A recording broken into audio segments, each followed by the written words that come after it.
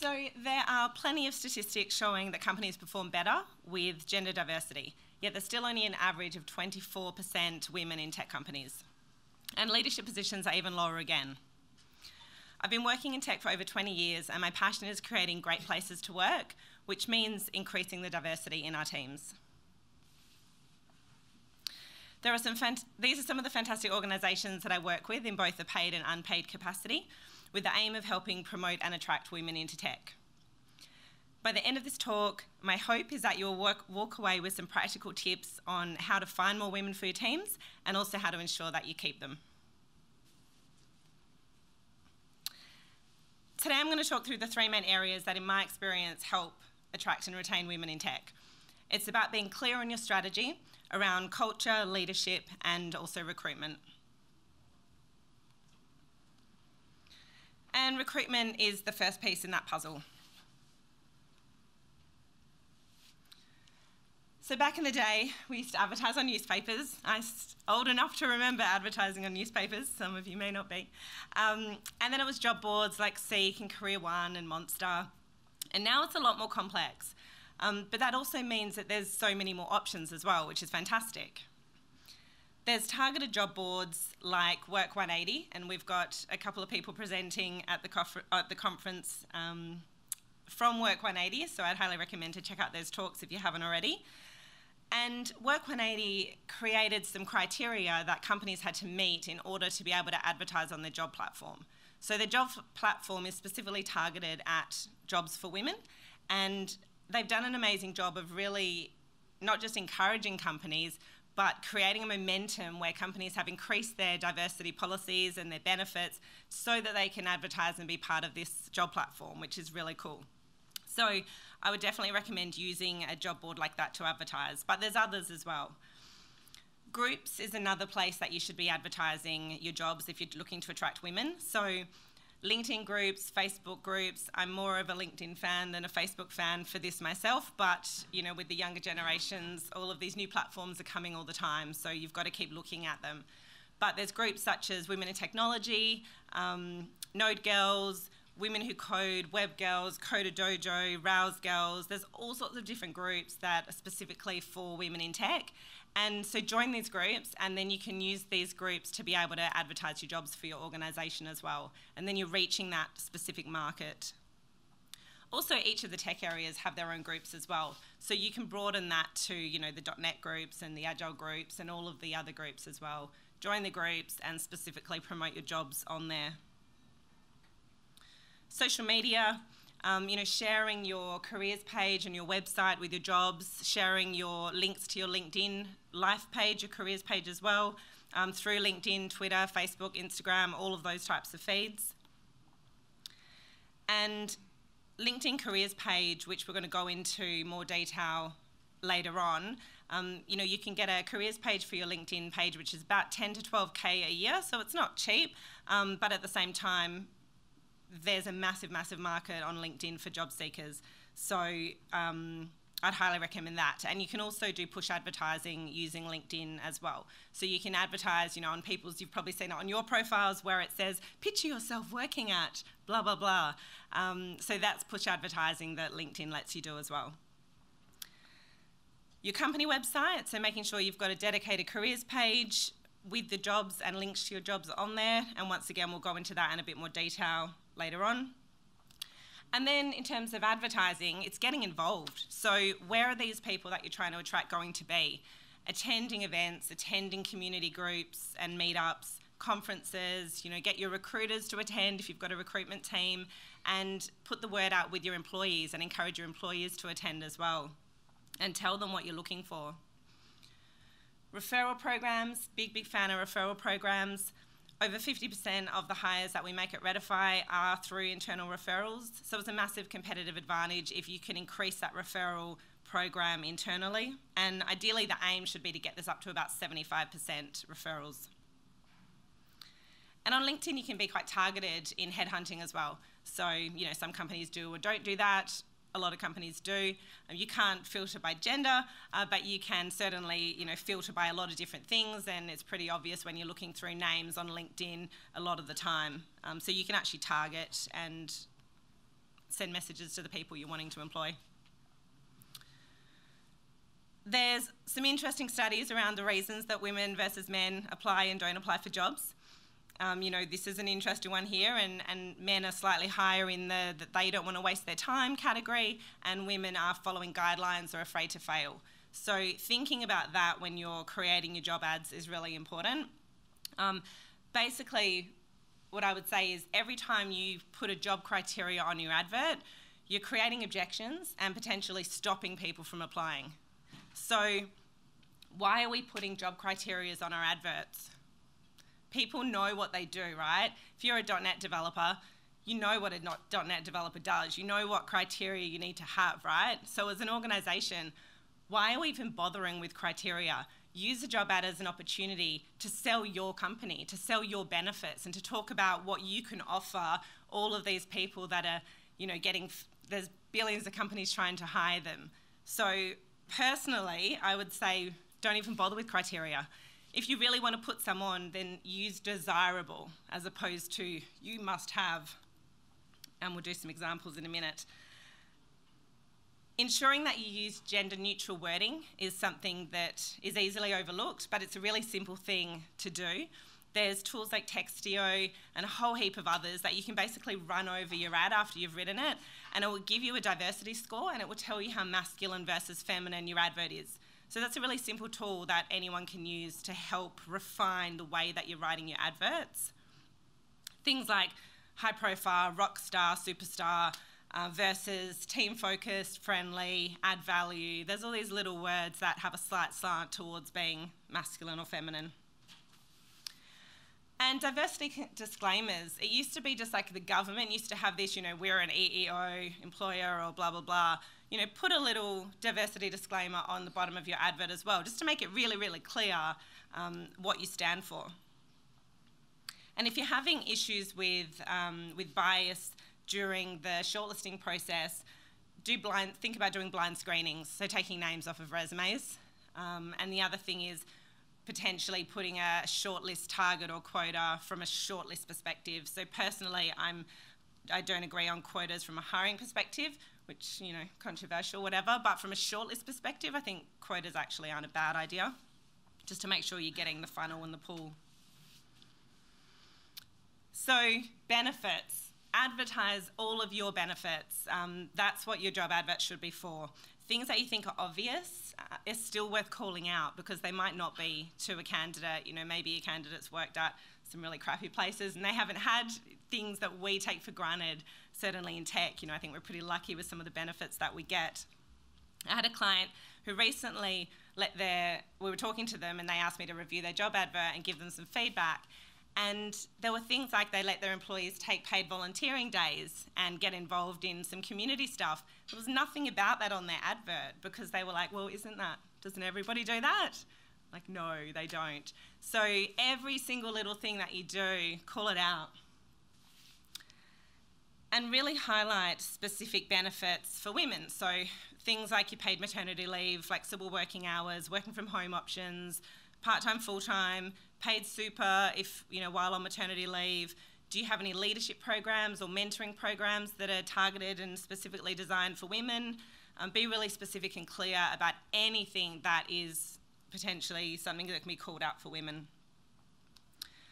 One of the things that I've seen that I think is really cool and I'd love to trial at some point is benefits buffet. So rather than just having this is what everybody gets, actually creating a benefits buffet where there's all of these different things and you can tailor that to you as an individual. Because to me, the jobs of the future and the workplaces of the future are very much about individual flexibility and what suits me rather than trying to suit everybody.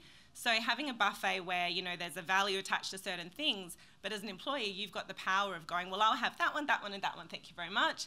Like, how cool would that be? So I think there's some outside of the box things that we could do that helps in general as well. So a couple of quick examples. This is a not so great advert, and obviously this is the criteria piece. So, you will absolutely need these things.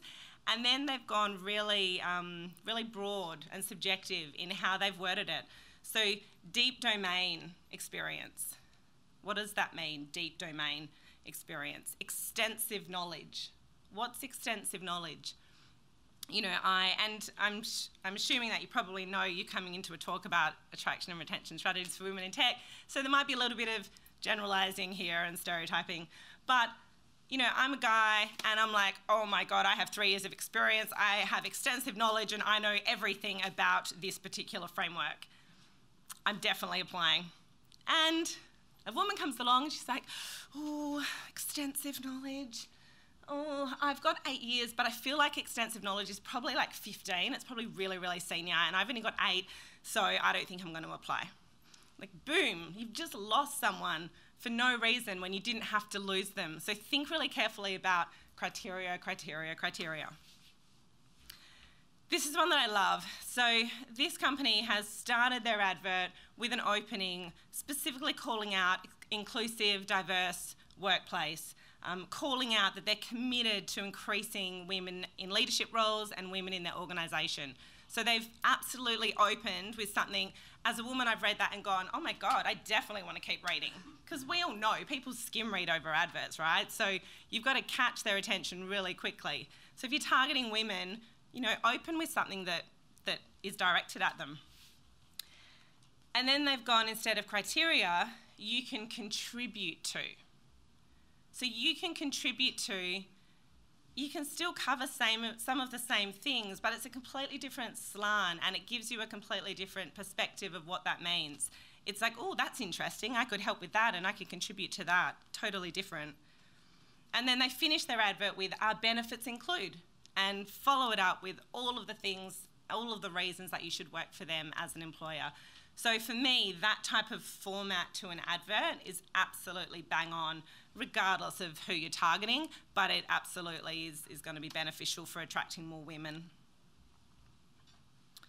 If you want to see some good examples, the Work 180 website has lots of great examples of job ads, because not only do they let employers post their ads on there, they also provide training of how to write adverts, and they coach employers and help them actually create fantastic adverts targeted at women. So have a look if you want to get some good ideas. And the other thing is videos as well. Think about creating a video that you can use as part of your advertising. Seek, and most of the different job boards now allow you to put a video as part of your advert and embed a video. So, you know, create something that showcases the diversity and your culture, or create a day in the life of little video clip with one of the women in your organisation. So, you know, think about having that really targeted approach to creating a video, which will help. Without process and training, we all default to hiring people the same as us, or people that we get along with. It's absolutely just, you know, we all do it, it's human nature. So we know that this is unconscious bias, and using the term culture fit can just be an excuse to hire people that we like or that are the same as us. Because what is culture fit? My definition is that culture is made up of an organisation's shared values and behaviours. So create interview questions that are based on values, and that way it takes away the subjectiveness of culture fit. So interview questions, you know, tailored to your organisation's values. Some examples of these could be, you know, how does this person demonstrate a love of learning? Are they passionate about what they do? Have they demonstrated their team focus and knowledge sharing ability in previous roles? Values-related questions aren't difficult to create, so have a look at your organisation's values and really clearly create them and give them to your interviewers and train your interviewers on why and how, and it will help them stop that automatic, that person's the same as me, or, you know, we get along, we're going to have a beer on a Friday night, we cycle, whatever it is, it can help stop that. If you have women in your team, which hopefully most of us have at least 1 or 2 women in their team, try and make sure that you've got a woman as part of your interview process as well. It's really great to demonstrate that diversity when you're having a hiring process. Can't talk today, sorry. And also think about what your recruiters are sending your candidates in the interview process as well. I had a woman who was in the interview process recently who commented to me that my recruiter sent her a video, and she played it 3 times and tried to count how many women were in it because she could only find 2 out of about 100 guys. So, you know, be careful of what you're sending candidates that are in your interview process.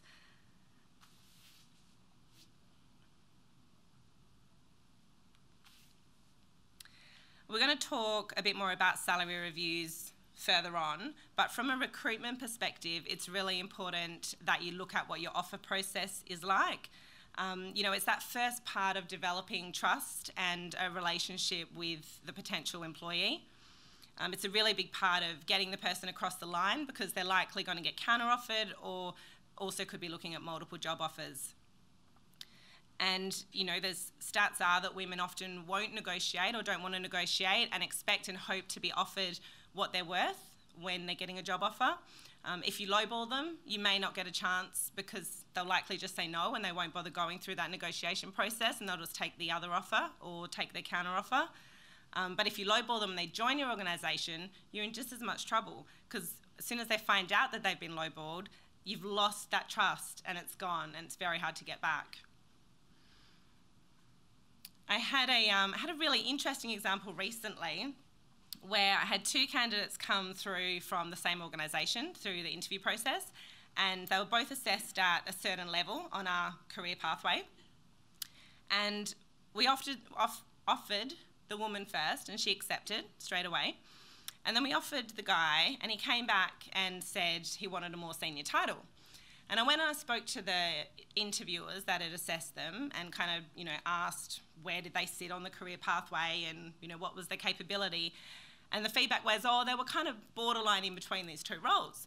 So, you know, my first reaction was like, cool, let's just offer him that next level up. If he was on the borderline, why not?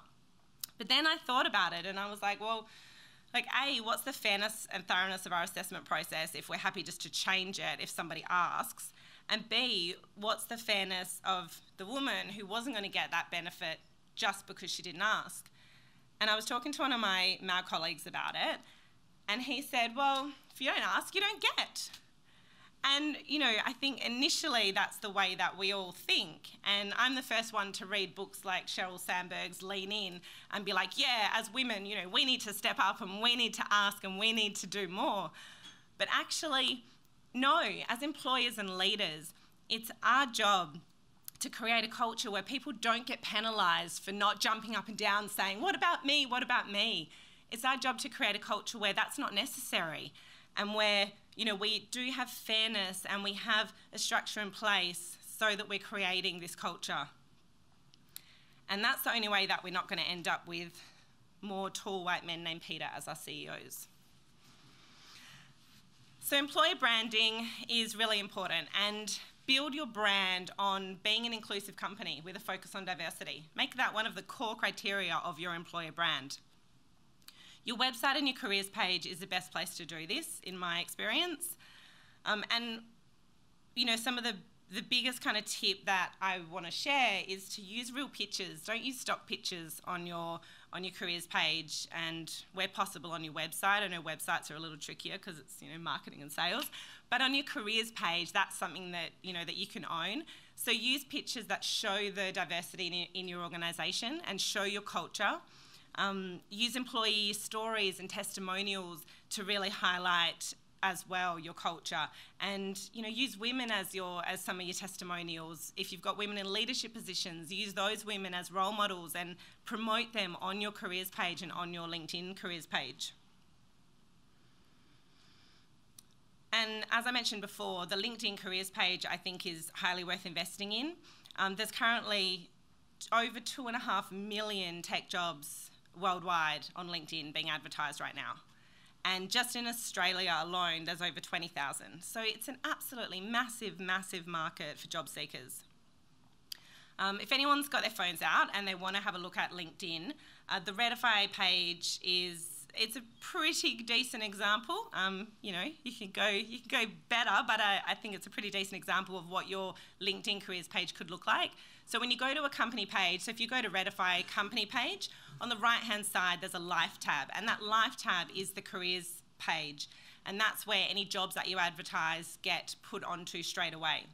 So One of the things, the first things in that life page is you've got an option to select 4 employees to highlight. So 4 profiles that you can link to your careers page. Obviously, you want to make sure that at least 50% of those are women as a minimum. But if you can, if you can put 3 out of 4 or 4 out of 4, why not? But as a minimum, make sure that that is 50-50 in those 4 profiles that you're selecting. The other thing is the pictures that you use. Be really careful about making sure that the pictures that you're using on that careers page reflect, women in your teams as well. And then you've got a section here which we've chosen to actually talk about diversity and featured a video of one of our women in the team as well. So you've got sections where you can create something that, once again, just really reiterates that you care about inclusion, that you care about diversity. Use it as that advertising tool. And then also there's an employee testimonials section as well. So once again, in the employee testimonials, you can choose, I think, 3 or 4. Make sure that you're choosing at least 50% women to showcase. Also articles. So on the very bottom of your careers page, you can select and link to employees in your organisation that have written articles. Once again, select 50% women. If you don't have women that have written articles, help them. Help them, encourage them to create some articles and help them with that personal branding so that you can then help promote your employer branding. If you don't have the 10 to 12K to spend on a LinkedIn careers page, you can do all of this stuff or a lot of this stuff on your careers website as well. And then the other thing is when you're sharing and promoting your website, always make sure you link directly to the careers page. So don't just send people your actual website link, send them the link directly to your careers page, because that's the page that you want to really build up with all this diversity and inclusion stuff, because often you may not have control over the entire website. And kind of like what we've been talking about, your people really showcase your brand and are your brand. So help them with their personal brands. It'll definitely benefit you as an organisation. Run some personal branding workshops for them. There's lots of specialists that come in and do that type of training. Support them, encourage them, give them time to speak at conferences like this, to join committees, to help with community events, build their own networks because it reflects well on your organisation. Good people want to work with good people. We have people approach us all of the time, like literally monthly, saying, oh yeah, well I know, Christy Satch, or I know this person and I want to work with that person. So it creates that momentum if you have great people and you keep hiring great people. And keep reminding people about your referral process. It drives me insane sometimes because I'll post a reminder out, maybe 3 monthly or something, and I'll be like, oh, we've got 5 open roles if anyone knows anyone at the moment. And I'll get like 6 referrals come through. And I'm like, you guys know we're looking for people all the time. Like, why do I have to send you a reminder to get the referrals? But you do. So don't forget, as a leader, it's our job to encourage and to like suck all the referrals out of everyone because they want to help. They're just really busy and forget, right? Too much juggling. And sponsor all of the things. So especially, things like any women in tech type events, as an organisation, get in there and sponsor them. There's so much opportunity to sponsor. You can also sponsor keynotes. So you can sponsor international keynotes that are women. So all of these things show that as a company, you care about it and you actually are trying to help. There's lots of International Women's Day events. So think about hosting one, at your workplace or sponsoring one. There's so many opportunities. It doesn't have to cost a lot of money.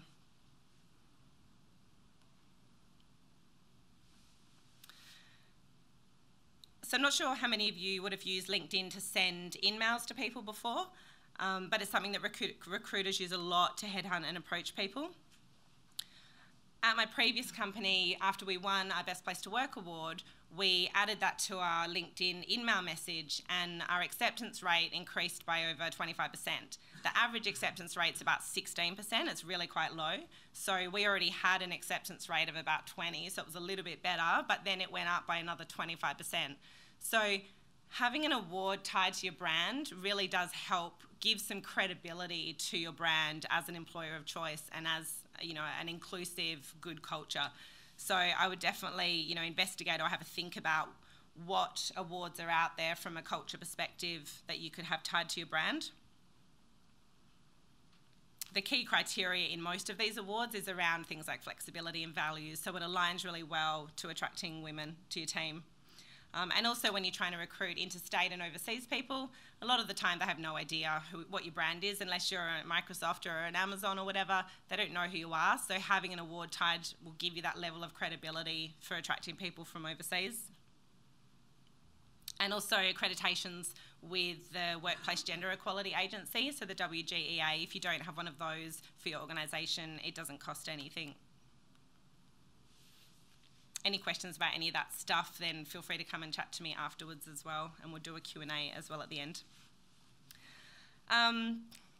I just really wanted to have like a puppies or a kittens photo, so I feel like Breathem's a little like, ugh, but I just really wanted a puppies or a kittens photo, so apologies in advance.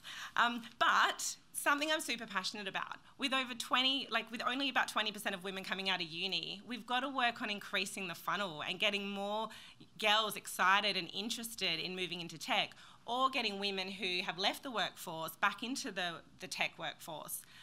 Or women that want to retrain and get into tech. I ran a Node Girls event in July, and we had 100 women, adult women, 100 women come and learn how to code JavaScript. Like, it was so cool, and the buzz in the room of these 100 women was amazing. And at the end, you know, they all came up to us and they were like, you know, what's next? What else can we do? And I don't freaking know the answer to that. But it's something that as a community, we need to think about. What is the answer to that? How can we, I feel like I just skipped a whole bunch of stuff because this was at the end, but I'm really passionate about it. You know, how can we help women learn and move into our community that want to, and, you know, they're not a candidate who's going to go to uni and be a graduate. We need a different way. So as companies, you know, could we, rather than being competitive against each other, could we have a rotating internship or a rotating program where, you know, women go and they spend 3 months or 6 months at different companies and we provide training to them? Like, there's so many, once again, we need to think outside the box on what we do, because there's a massive market of women who either aren't confident jumping straight back into a tech role because they've been out of, you know, had maternity leave or whatever for a few years, or they just want to train and move into tech and they don't know where to start.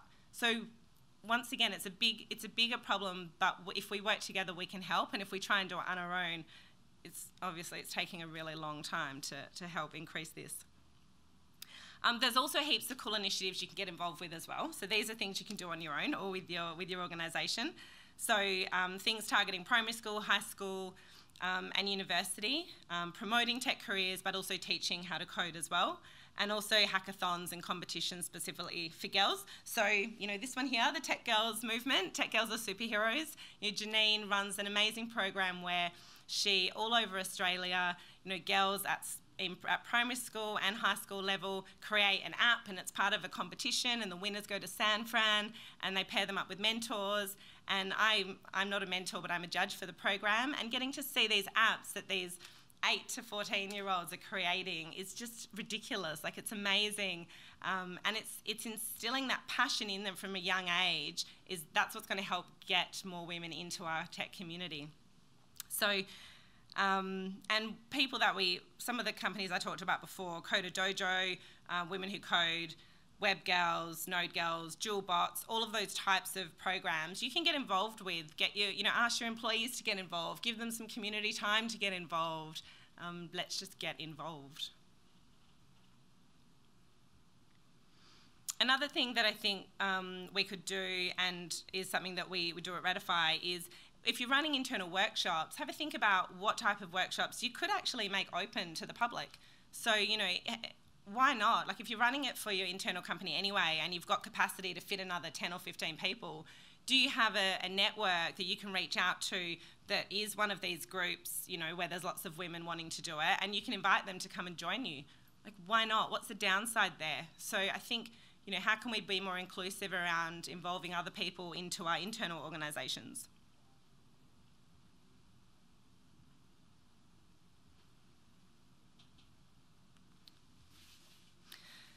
Culture is the next piece of the puzzle, and one of my favourite bits, although everything's kind of my favourite. If anyone's going to Business Agility Yao conference next week, I'm really passionate about the organisational agility piece as well, because there's so much crossover around, you know, having a great culture and having an agile culture. Absolutely, so much crossover. And if you have the chance to see Pat Reed or look up Pat Reed from Berkeley University, she's got some incredible stories and incredible advice around organisational agility and how it helps culture and how it is culture. And we talked earlier about culture fit being an excuse to surround yourself with people that you like and are the same. There's so many stats around companies performing better with diversity. I talked about quite a few of those stats in my talk yesterday. But creating shared values that the team believes in and lives and breathes is a really essential part to creating an inclusive and diverse culture. And these are our Redify beliefs up here. You can see that we've actually called out that we embrace diversity as one of our beliefs. So when you're creating your values, or if you're revamping your values, you know, really think about selecting some that involve inclusivity, collaboration, teams, the things that really do support having a diverse and inclusive culture. And I highly recommend creating those values collaboratively. When I first joined my previous company, they were 20 people, they hadn't created any shared values yet, so one of the first things that I did was go and talk to all the employees, get their feedback, ask them what kind of culture they wanted it to be, what did they want our values to look like, and we came up with our values collaboratively, and 5 core values. And that was one of the things that helped us double in size in 12 months and also win a Best Place to Work award the next year. So it's a really great foundation to creating an excellent culture. And you don't have to be a brand new company to do this. So these Redify ones were created collaboratively only about 12 months ago. So you absolutely don't need to be, you know, just starting or a startup to do this. And not everyone's going to be interested in getting involved. Like, it's not everyone's cup of tea. We all like different things and have different strengths. But if you create them in an environment where people can be involved if they want to, people will buy in just because they know that they've got the choice of whether they do, you know, get involved or not.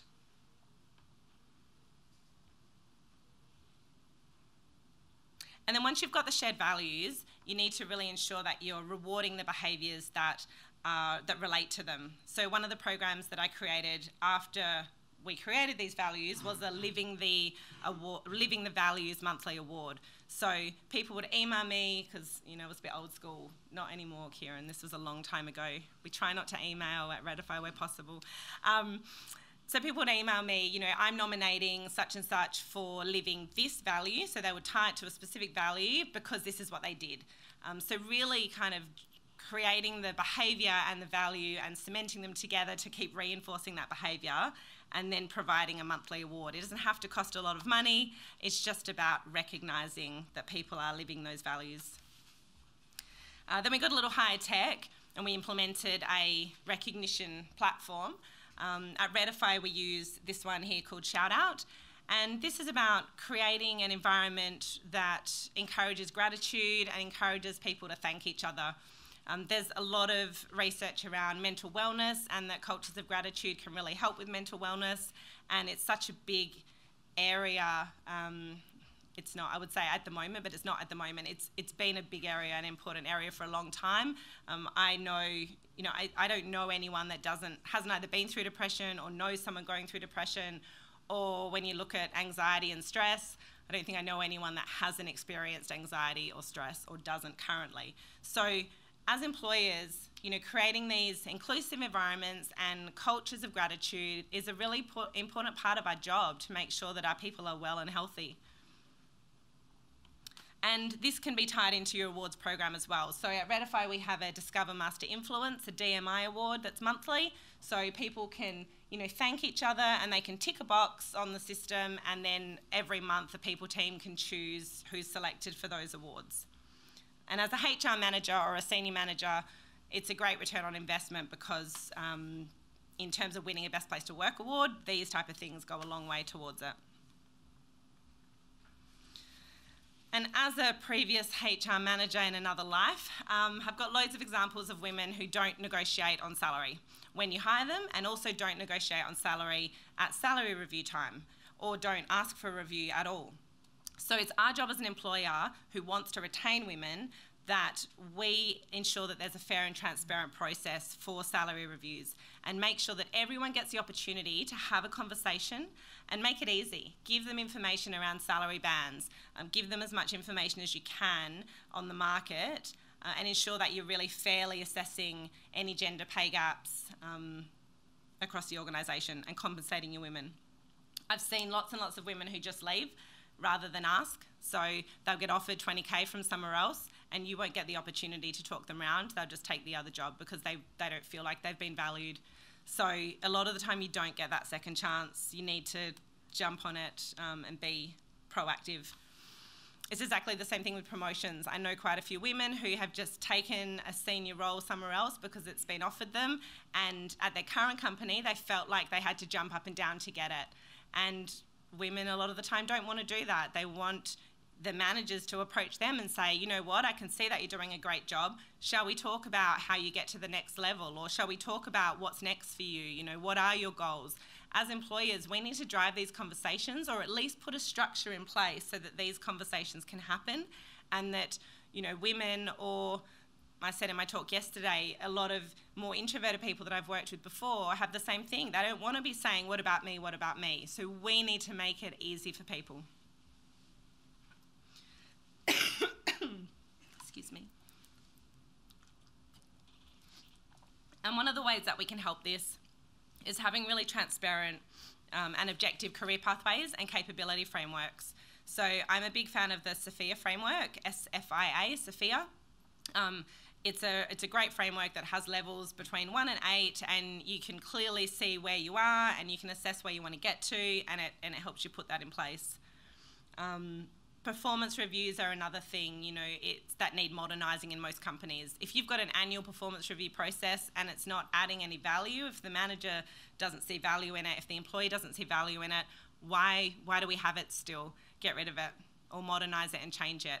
At Redify, we do retros. So the same way we would for our projects, we do retros personally instead. So on our capability and on our role, and then, you know, what are our improvement areas? Where are we trying to get to? And that works really, really well, and it's employee driven. So as an employer, we're there to support it, but employees drive that process because it's around improvements.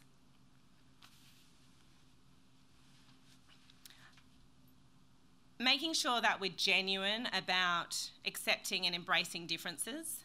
So thinking about our office space, how it's set up. Do we have space for returning to work mothers so that they can breast pump if they need to? You know, general inclusivity stuff like prayer rooms as well. Do you acknowledge and celebrate things like International Women's Day, cultural events as well? So it's about creating that culture of inclusion no matter who people are and what they believe in. When you're setting up your team events, do you think about people who don't drink alcohol, or maybe don't work on Fridays or work part-time, so can't attend events at different times?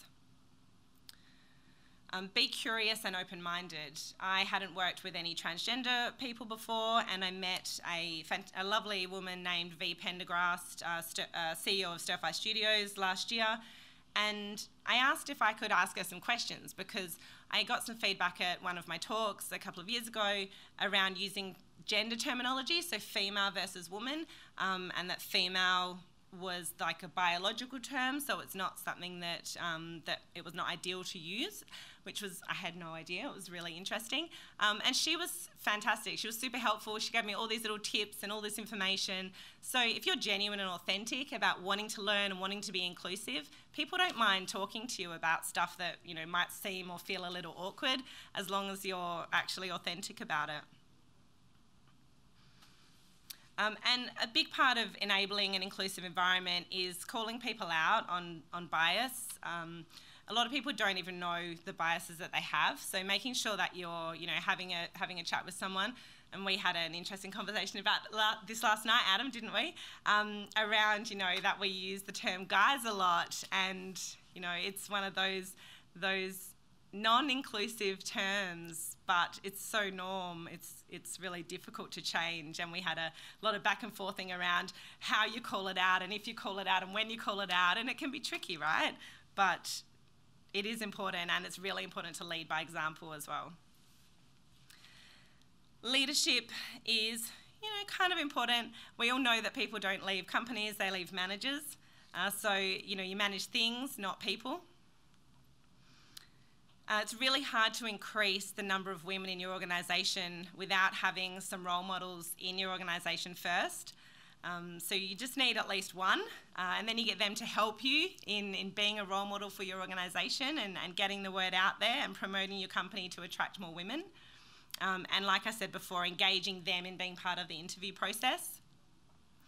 Women are definitely much more inclined to join a team that already has other women in the team. I was interviewing a woman maybe 2 months ago now, and she told me she had some concerns with the number of women that we had in our organisation. She was coming from an organisation that had 50-50 percentage. There's not many consultancies out there that have that, so you probably know where she was from.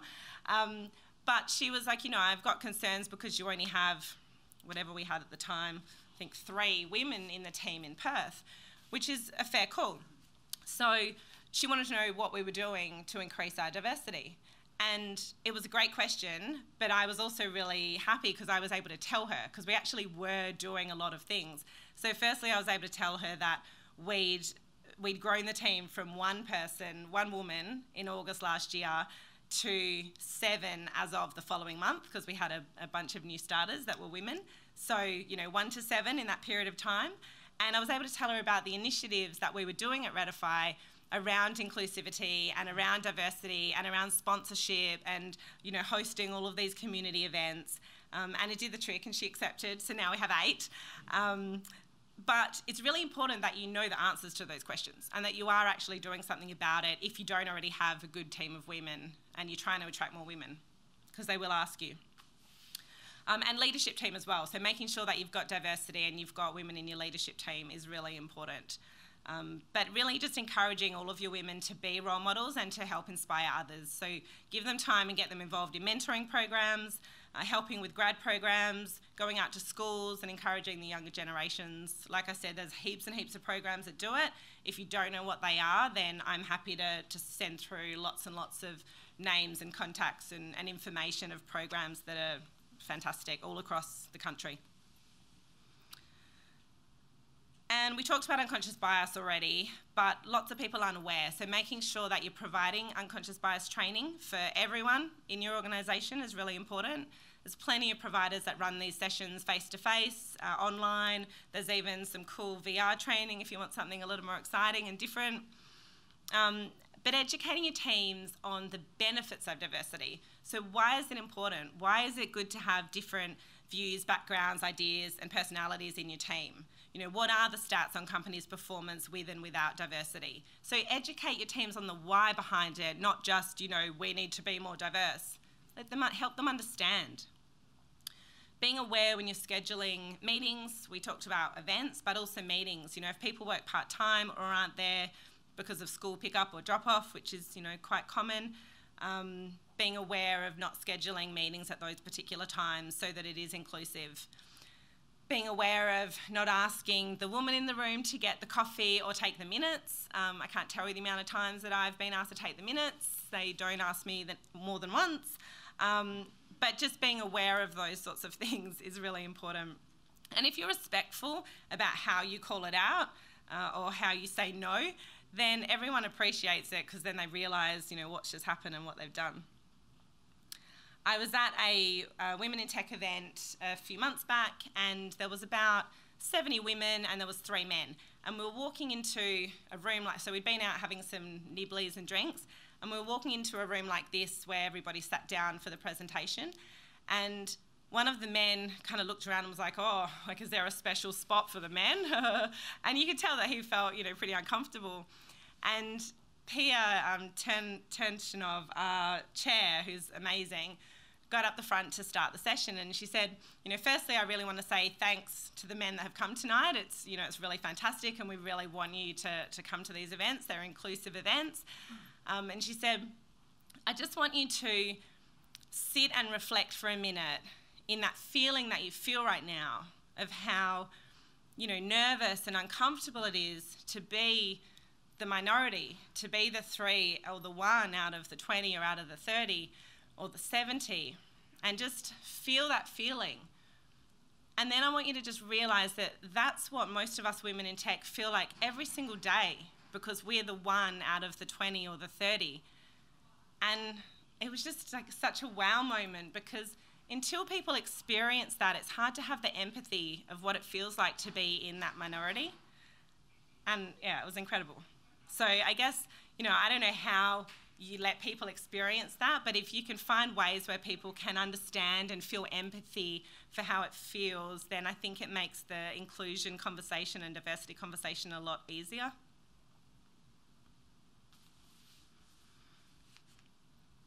Leading by example is super important. So as a leader, you've obviously got to set a vision, but it's really essential that you live and breathe the values, that you practice what you preach.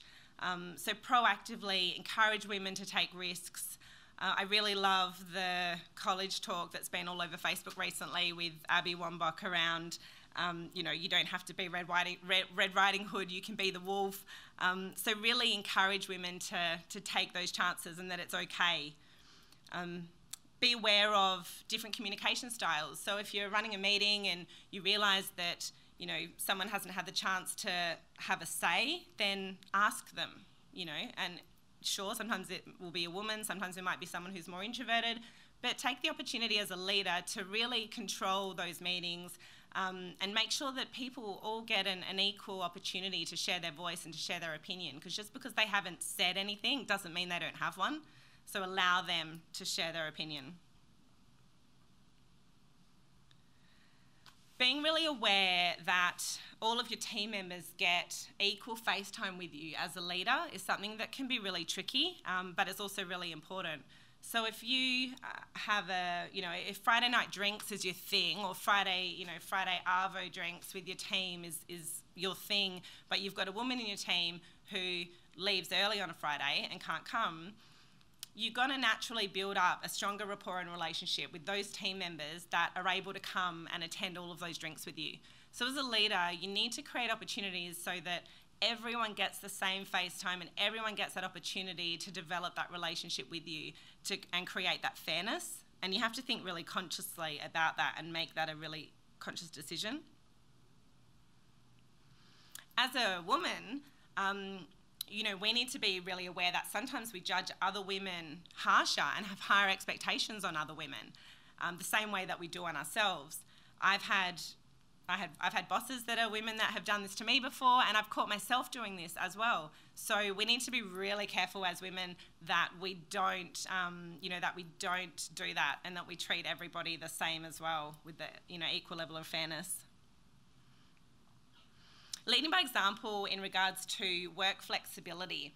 I don't know about you guys, but if I leave work at 4 o'clock, I still kind of sneak out. I still, it's not like I'm like, yeah, I'm leaving at 4 o'clock today, goodbye everyone. There's still that subconscious thing where we feel like we're doing something wrong if we're leaving early. So as a leader, if we want to set a flexibility of culture, we need to be really obvious and really clear that this is acceptable, and as a leader, I'm going to do it, and I allow and I expect all of you to do it as well. So being really conscious and clear about that. I send random work emails sometimes at like 1, 2 a.m. because I should have been a developer and I like to work late at night, and I don't like to work early in the morning. But I make it really clear to people when I come in at 10 a.m. that, yeah, I'm not coming into 10 a.m. and that's why I was sending an email last night at a ridiculous time, because I hate mornings and I work late at night. So just really being obvious about how you work flexibly will make it okay for your team to work flexibly. Cool. So I'm going to do a wrap up, but we've got 8 minutes or so for questions, if anyone has any questions around any of those areas that we talked about.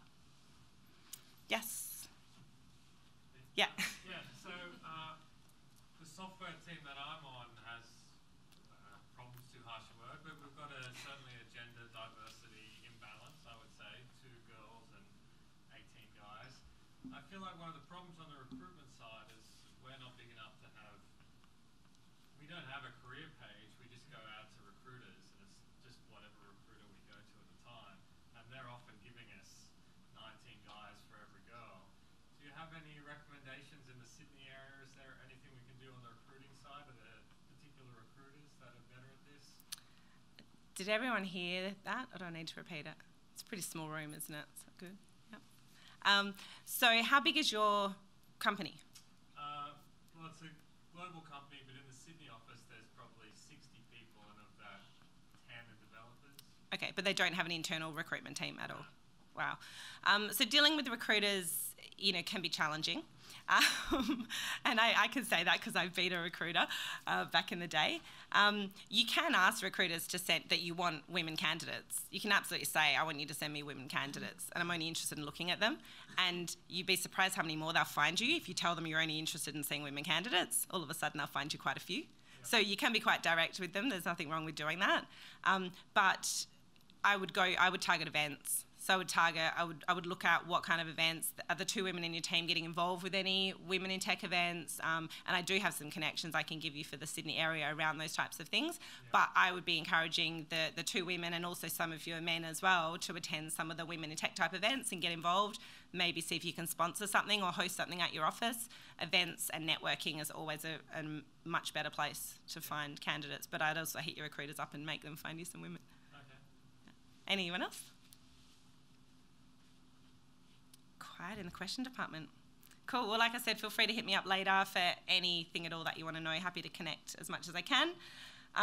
So just to sum up, be really clear and purposeful on your strategy for increasing diversity and creating an inclusive environment where women can thrive and succeed and feel supported. Your organisation will perform better and be more successful as a result. Thank you very much.